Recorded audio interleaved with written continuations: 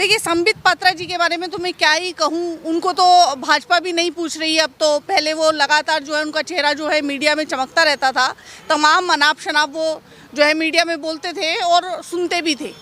लेकिन अब तो जो है बीजेपी उन्हें तवज्जो नहीं दे रही है, तो उनकी बात का मैं क्या ही जवाब दूँ। जब बीजेपी ही उन्हें नहीं दे रही है तो वो अपने आप को जो है स्थापित करने के लिए कि मैं भी हूँ यहाँ पर, मुझे भी गिन लो, इसलिए अनाप शनाप बयान देंगे अपनी एग्जिस्टेंस दिखाने के लिए। तो उनकी बात का जवाब देने के लिए मुझे नहीं लगता मैं बाध्य हूँ। और ईस्ट इंडिया कंपनी की सेवा किसने करी, उसके तलवे किसने चाटे, ये संबित पात्रा से ज़्यादा तो कौन ही जानता होगा कि जब देश आज़ाद होने वाला था और हम देश की आज़ादी की लड़ाई जो लड़ रहे थे, उस टाइम ये क्रांतिकारियों की मुखबरी कर रहे थे, अंग्रेज़ों के तलवे चाट रहे थे, उनको जो है माफ़ीनामे लिख रहे थे। तो ये कौन है, ये तो संबित पात्रा को अच्छे से पता भी है और उनको सब कुछ। लेकिन वो सिर्फ अटेंशन पाने के लिए बीजेपी से या मोदी जी से इस तरह के अनाप शनाप बयान दे रहे हैं, इसके अलावा और कुछ नहीं। लेकिन राहुल जी भी तो विदेश में जाके देश का अपमान कर रहे हैं, लोकतंत्र की बुराई कर रहे हैं जाकर के। देखिए, लोकतंत्र को स्थापित करने वाला और लोकतंत्र को मेंटेन करने वाला, कि लोकतंत्र को किसने संभाल के रखा इस देश में, वो कांग्रेस पार्टी है। कांग्रेस पार्टी ने ही लोकतंत्र को आज तक मेंटेन रखा। अगर हमारी भी सोच भाजपा जैसी होती या हम भी भाजपा जैसी तानाशाह सोच रखते तो आज लोकतंत्र का नाम आप लोग नहीं ले रहे होते, क्योंकि भाजपा का जो है नामो निशान नहीं होता, संघ का नामो निशान नहीं होता। वो नेहरू जी थे जिन्होंने जो है 26 जनवरी की परेड में इनको सम्मान दिया था, इनको चलवाया था। वो एक भावना होती थी साथ लेकर सबको चलने की, जो कि अब जो है भाजपा बिल्कुल खो चुकी है और केवल तानाशाही रवैया अपनाए हुए है। क्यों अपनाए हुए हैं, उसका भी एक कारण है, क्योंकि इतना ज़्यादा ये लोग अपने दोस्तों को, अपने मित्रों को बचाने में लगे हुए हैं। जो ये मित्र काल चल रहा है, जो मित्रों का अमृत काल जो चल रहा है, उसको छुपाने के लिए इनको इस तरह की जो है चीज़ें करनी पड़ रही हैं लोकतंत्र को। लेकिन मैम, भाजपा के नेताओं के द्वारा लगातार राहुल गांधी जी को जो तंज कसे जा रहे हैं, तो क्या लग रहा है कि वाकई में राहुल गांधी जी की छवि जो है बर्बाद हो रही है या फिर आबाद हो रही है? देखिए, ये मीडिया को समझना होगा कि लगातार जो है राहुल गांधी जी को निशाना क्यों बनाया जा रहा है। क्योंकि राहुल गांधी जी दलितों की बात करते हैं, भाजपा इस विषय पर बात नहीं करना चाहती है। अच्छा।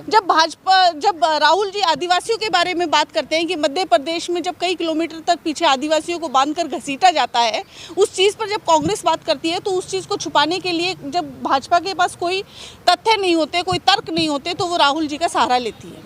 जब हम ठाकुर जी भी बयान दिया था, उन्होंने कहा था कि जो विदेशी माँ का बेटा है वो कभी देशभक्त नहीं हो सकता। तो फिर तो एस जयशंकर जी देशभक्त नहीं होंगे मेरे ख्याल से, लेकिन उनको विदेश मंत्री बना दिया। वो इस चीज़ के बारे में मैं क्या कहूँ। क्योंकि उनकी जो धर्म पत्नी है वो भी विदेशी है और उस धर्म पत्नी से जो पुत्र है उसको ठेके दिलवाए गए हैं बाकायदा विदेशी कंपनी से मोदी जी के द्वारा। तो उसके बारे में अब मैं क्या कहूँ कि इनके खुद के ही तर्क आपस में क्लैश हो जाते हैं, या तो शायद अच्छे से स्टडी नहीं करी प्रज्ञा जी ने। अब प्रज्ञा ठाकुर जी ने जो है वो आतंकवादी के तौर पर उनकी बहुत बड़ी उपलब्धि है, और आतंकवादी का संसद में पहुंचना ये भी बहुत बड़ी उपलब्धि है भाजपा राज में। अमृतकाल चल रहा है भाई। किस बात की माफ़ी मांगे राहुल? क्या राहुल जी क्या इस बात की माफ़ी मांगे कि आपने जो देश के बेरोजगार युवाओं को जो है बेरोजगार कर दिया? क्या हम इस बात की माफ़ी मांगे? या हम इस बात की माफ़ी मांगे कि 82 करोड़ लोगों को आप 5 किलो अनाज देने पर मजबूर हो गए, क्योंकि अगर नहीं दिया तो वो भुखमरी से मर जाएंगे? क्या हम इस बात की माफ़ी मांगे? या हम इस बात की माफ़ी मांगे कि आपने चाइना के सामने जो है जाकर घुटने टेक दिए? क्या हम इस बात की माफ़ी मांगे कि जो उनको आपको लाल आंखें दिखानी थी वहाँ पर आप उनके घुटने टेक रहे, और आपके जो है मंत्री ये बोलते हैं कि चाइना इतनी बड़ी ताकत है, हम उनसे लड़ नहीं सकते? क्या हम इस बात की माफ़ी मांगे? और हम किस बात की माफ़ी मांगे कि देश में जो है दलितों पर, माइनॉरिटीज़ पर, आदिवासियों पर आप अत्याचार कर रहे हैं, सरेआम लिंचिंग हो रही है? क्या हम इस बात की माफ़ी मांगे? या इस बात की माफ़ी मांगे कि जब दिल्ली में दंगे हो रहे होते हैं तो जो है तमाम जो है प्रशासन के जो फ़ोन बंद हो जाते हैं और खड़े होकर जो दंगे करवाए जाते हैं? क्या हम इस बात की माफ़ी मांगे? देश का बेड़ा गर्क कर दिया कांग्रेस ने। देश का बेड़ा गर्क उन्होंने करा जो खड़े होकर स्पीच देते हैं कि गोली मारो सालों को। देश का बेड़ा गर्क उसने किया, देश का बेड़ा गर्क उन्होंने किया जो आपस में धर्म के नाम पे लड़वाया जा रहा है लोगों को। बेड़ा गर्क वो लोग कर रहे हैं, बेड़ा गर्क वो लोग कर रहे हैं जो स्कूल कॉलेज की बात करने की बजाय जो है मंदिर की और मस्जिद की बात कर रहे हैं। उस चीज़ पर देश की किरण खेर का भी बयान आया, उन्होंने कहा है कि जो भाजपा को वोट नहीं देगा उनको जूते मारो। देखिए, ऐसे अनपढ़ और जाहिल नेताओं के बारे में तो क्या मैं बोलूं कि ये वही जनता है कि जिनको आप जूते मारने की बात कर रही है। अगर ये अपनी वाली पे आ जाए तो आपको जो है ऊपर से उठाकर नीचे ज़मीन पर पटक देगी और आपको पता नहीं चलेगा, आपको आपका नामो निशान नेस्तनाबूद हो जाओगे, आपको नामो निशान ढूंढने से नहीं मिलेगा। जनता के लिए काम नहीं करी तो बार बार बहुमत में क्यों आती है भाजपा? देखिए, अगर बार बार जो है भाजपा बहुमत में क्यों आती है, इसका मैं एक एग्जाम्पल देना चाहूँगी। जहाँ पे भाजपा आती है, जो भाजपा का एक वोट है वो भाजपा को आता है, जहाँ पे नहीं आता है वहाँ पे साठ गांठ साम दाम दंड भेद धन बल से जो है वो सत्ता हड़पने की कोशिश करती है। इसका एग्जाम्पल भी रहा कि इन्होंने जो है एमएलए खरीदे और इस तरह की तमाम खबरें मीडिया में आई। अभी भी जो है 30% वोट लेके आए। अगर क्षेत्रीय पार्टियों से ये साठगांठ नहीं करते तो कहाँ ये आने वाले थे। वो तो दावा दे रहे हैं कि काम के दम पे सरकार बनाते हैं अपनी। तो काम के दम पे सरकार बनाते हैं तो राहुल जी को आने दे, संसद में बात करने दे, बहस करने दे। जब इतना काम किया है तो इतना डर क्यों रहे हैं संसद चलाने से? भूमिका निभाने में विफल है। कांग्रेस डरती है प्रधानमंत्री से। देखिए, कांग्रेस डरती है प्रधानमंत्री से, तो हम तो यही इस बात पे मैं ये बोलना चाहूंगी कि आप संसद में आइए। कांग्रेस सवाल करती है, उस सवाल के केवल जवाब दे दीजिए। और कांग्रेस अपनी भूमिका में देखिए, विपक्ष कितना नाकामयाब है, ये बात तो इस बात से साबित हो जाती है कि आप संसद में विपक्ष की बातों का जवाब नहीं दे पा रहे हो। आप इतना डर गए हो विपक्ष से कि मंत्री से लेकर संतरी तक जो है वो राहुल गांधी माफी मांगो, राहुल गांधी माफी मांगो। ईडी भेजना, सीबीआई भेजना, तमाम जो है भ्रष्टाचारियों पे भेजते हैं ना वो। तो नहीं तो क्या भाजपा बिल्कुल क्या दूध की धुली है या हरिश्चंद्रों की फौज है? क्या वहाँ पे भ्रष्टाचारी नहीं है?